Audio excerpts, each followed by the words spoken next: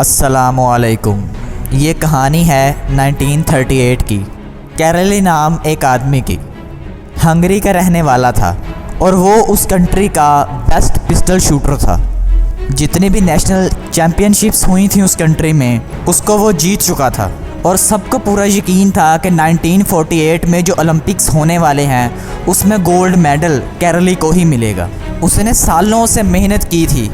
उसका एक ही ख्वाब था, एक ही मकसद था कि मुझे इस हाथ को दुनिया का बेस्ट शूटिंग हैंड बनाना है, बेस्ट बनाना है, बेस्ट बनाना है। और वो कामयाब हो गया। उसने बना लिया बेस्ट शूटिंग हैंड। सिर्फ 2 साल का फ़र्क था।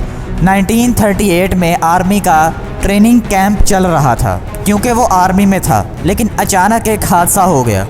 उसके उसी हाथ में जिससे उसने नेशनल चैम्पियनशिप जीतना था, एक बॉम्ब ब्लास्ट हो गया और वो हाथ चला गया।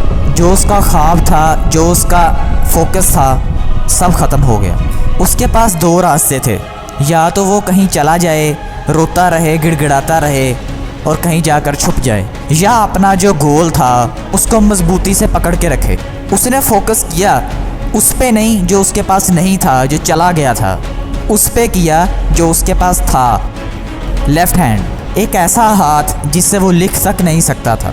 उसका 1 महीने तक हॉस्पिटल में इलाज चला और सही 1 महीने बाद उसने अपनी ट्रेनिंग शुरू कर दी। ट्रेनिंग के 1 साल बाद यानी 1939 में वो वापस आया। मास्टर्स चैम्पियनशिप्स हो रही थी उस हंगरी में और बाकी भी बेस्ट पिस्टल शूटर वहाँ पे मौजूद थे। उन सब ने उसे जाकर मुबारकबाद दी, अप्रिशिएट किया कि देखो इतना कुछ हो जाने के बावजूद तुम फिर भी हमें देखने के लिए आए हो, तुम फिर भी हमें हौसला देने के लिए आए हो।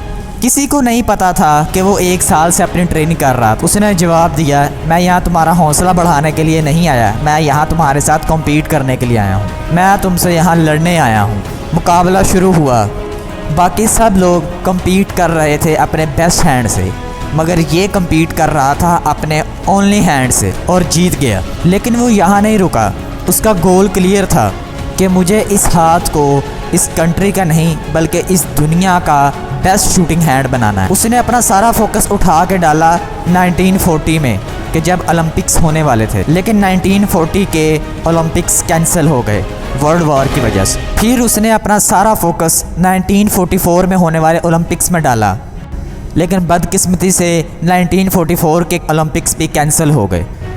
फिर इसने अपना सारा फोकस उठा के डाल दिया 1948 में होने वाले ओलंपिक्स में। 1938 में उसकी उम्र थी 28 साल और 1948 में उसकी उम्र हो गई 38 साल।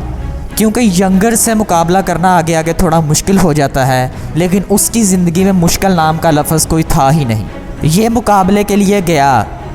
पूरी दुनिया के वर्ल्ड बेस्ट शूटर्स आए हुए थे। वो सब कम्पीट कर रहे थे अपने बेस्ट हैंड से, लेकिन ये कम्पीट कर रहा था ओनली 1 हैंड, लेफ़्ट हैंड से, और कैरली जीत गया। लेकिन वो तब भी नहीं रुका।